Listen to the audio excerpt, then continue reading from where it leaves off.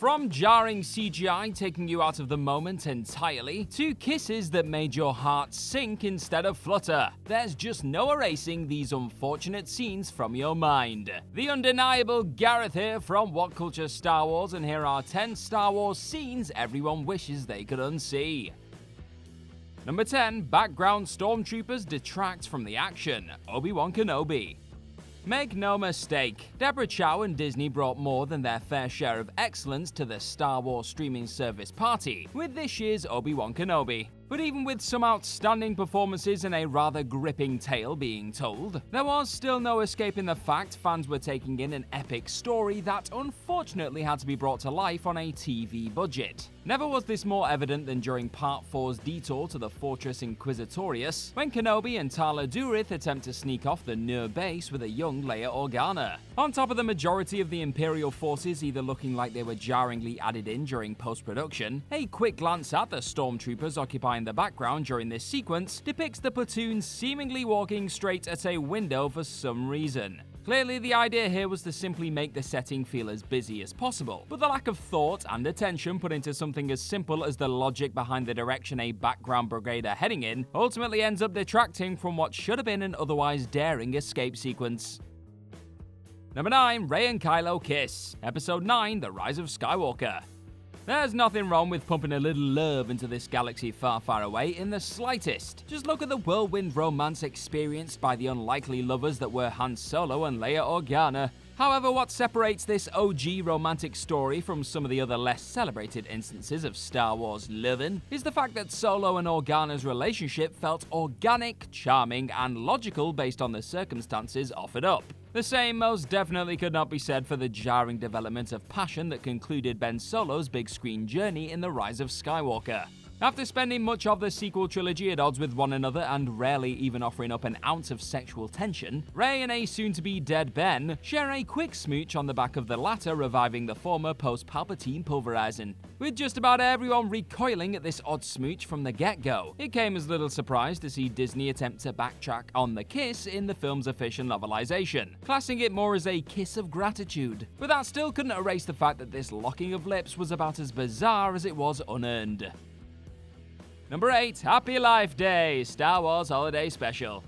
While the original trilogy cast looking as though their souls are escaping their bodies, and a surreal cooking show sequence are just a few of the other minutes of Star Wars Holiday Special fans would like to have back, it's the Life Day main event that steals the unwanted show. Coming together to celebrate the aforementioned Wookiee holiday while surrounded by said furry race all dressed in bizarre red cloaks, Chewbacca, Luke, Leia, Han, C-3PO and R2-D2 all take a moment to celebrate at the Tree of Life, before the princess begins to let loose a celebration song. Yep, it's as insanely cringy and painful as it sounds on paper. But props to Carrie Fisher for smashing the vocals here, even if the lyrics of "to live, to laugh, to dream, to grow, to trust, to love, to be" have haunted fans' nightmares ever since. Number 7. A Vespa gang backs up Boba, the Book of Boba Fett. While Disney most definitely have not been afraid to take a few risks when bringing their small screen corner of the galaxy far, far away to life over the last few years, a few of the more out there occurrences found housed within the Book of Boba Fett in particular didn't quite land with the masses in the way Jon Favreau and the gang were hoping. Specifically, the introduction of a set of hover Vespa boasting youths during episode 3 caused quite the stir online upon the divisive chapter's debut. And while it's worth noting that excessively colourful vehicles and 50s inspired aesthetics aren't exactly new in this galaxy far, far away, some were quick to blast the arrival of the Power Ranger scooters, and subsequent Tatooine chase sequence has not been Star Wars. But Boba star Tamura Morrison himself seemed entirely unfazed by this largely negative response to the vibrant youngsters and their rides, explaining they brought a lot of colour to it. I thought they were great, we're working hard. Number 6. That Incestuous Kiss, Episode 5, The Empire Strikes Back. After laying a seemingly innocuous smacker on Luke Skywalker's cheek during their attempts to flee the Death Star in A New Hope, Leia Organa doubles down on her fondness for planting her lips on the Jedi in training in The Empire Strikes Back's opening stages. And while this was clearly little more than a way of stirring up some jealousy within an onlooking Han Solo at the time, the eventual revelation of Leia being very much Luke's long-lost sister left most fans sharing a similar look as the one sported by the smuggler. With George Lucas very much making it up as he went along despite what the creator would have you think, it's most likely the initial plan wasn't to have Leia eventually be revealed as the highly anticipated other referenced by Yoda in Episode 5. And even if it was, that would mean Lucas was absolutely fine with showcasing a few bites of incest in the lead up to the reveal, which makes the entire scenario even more uncomfortable, doesn't it? Number 5. De-aging the galaxy. Constantly improving technology is aiding those folks producing the latest Star Wars adventures in pushing the boundaries as to what is actually possible to bring to life on our screens. And while this galaxy's simply stunning space skirmishes have become even more impressive by the project for the most part, the utilizing of everyone's seemingly new favorite CGI toy in the form of digitally de-aging actors hasn't quite set this space-aged world on fire. Sure, seeing the likes of Peter Cushing and Carrie Fisher be both brought back to life and thrown into a time machine, respectively, in their heavily CGI'd Rogue One appearances as Grand Moff Tarkin and Princess Leia was interesting at a glance, but no amount of groundbreaking technology in the world could erase the disturbing feelings conjured up when taking in an entirely unnatural aged-down performance that is primarily brought into being via a computer. But with Luke Skywalker also getting in on the de-aged action on The Mandalorian as of late, don't expect Disney to back away from this consistently jarring deepfake tool anytime soon.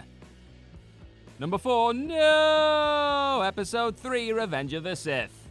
After years of giddily anticipating what the moment Darth Vader officially stumbled into the world in his iconic cyborg form for the very first time would actually consist of, George Lucas had one hell of a surprise waiting for his passionate Darth devotees. Hot on the heels of being incinerated by old pal Obi-Wan Kenobi on Mustafar, and seemingly dispatching his missus in a fit of rage, a recently turned Anakin Skywalker is kitted out with new bionic legs and a rather noisy life support machine. And with fans the world over gripping their cinema seats as they awaited the very first utterances to tumble out of this legendary face covering's grills, an almost instantly infamous scene was born. Upon being told a lie by his new master about him being responsible for Padmé Amidala's death on the fiery planet, Vader breaks free from his restraints and unleashes his despair in the form of crushing the surroundings with the Force and letting loose a melodramatic "No" for good measure. Far from announcing the biggest bad in the galaxy with an almighty bang, this cyborg Vader debut acted as simply another prequel beat better left forgotten. Number 3. The Jedi Rocks Rendition, Episode 6, Return of the Jedi. The musical presence felt in George Lucas's flicks has played host to some of the galaxy's many highs and lows. And unfortunately, despite iconic tunes like the ones heard in A New Hope's Mos Eisley Cantina, and the great many legendary themes produced by the likes of John Williams over the years, proving that Star Wars can get things very much right on the music front, Return of the Jedi's revised Jabba the Hutt concert sits as a painful reminder of how soul-crushingly wrong Lucas and co. could also get their musical occurrences. During one of his many special edition revisits to his original trilogy, Lucas decided that the already questionable lap-T neck performance seen within Jabba's palace at the start of Return of the Jedi needed both a CGI and musical overhaul. Replacing the tune with a far more excruciating Jedi Rocks monstrosity, a number of digital additions were also added to the mix, in the form of singer Cy Snoodles being pointlessly CGI'd up, and a grisly backing screamer most could have done without being exposed to over the course of their lives. Number 2. Anakin and Padmé Get Intimate, Episode 2, Attack of the Clones.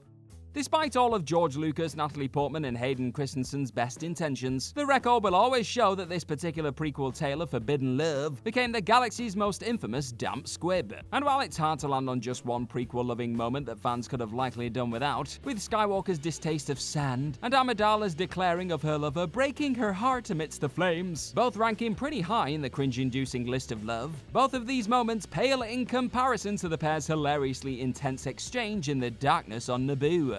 Everything from a rather creepy Jedi Padawan claiming he's in agony being so close to his love, to Padmé confessing that the couple would be living a lie if they kept their love a secret, were enough to leave most reaching for their popcorn buckets for all the wrong reasons. That being said, it can't have exactly been easy having to redub the entire flick due to noisy cameras, as recently revealed by Ewan McGregor, with both lovebirds likely having to conjure up their forced attempt at some verbal chemistry almost entirely within a recording booth sometime after shooting said flickering fire scene. Number 1, that's Solo Origins, Solo, a Star Wars story.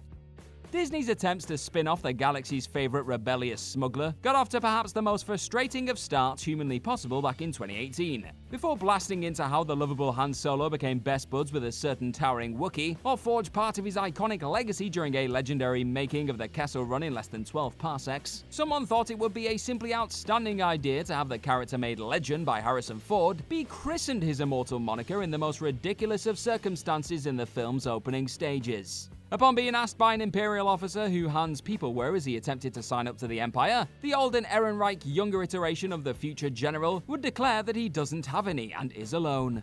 Feeling somewhat cheeky in the moment, said officer then quips back by branding him Han Solo.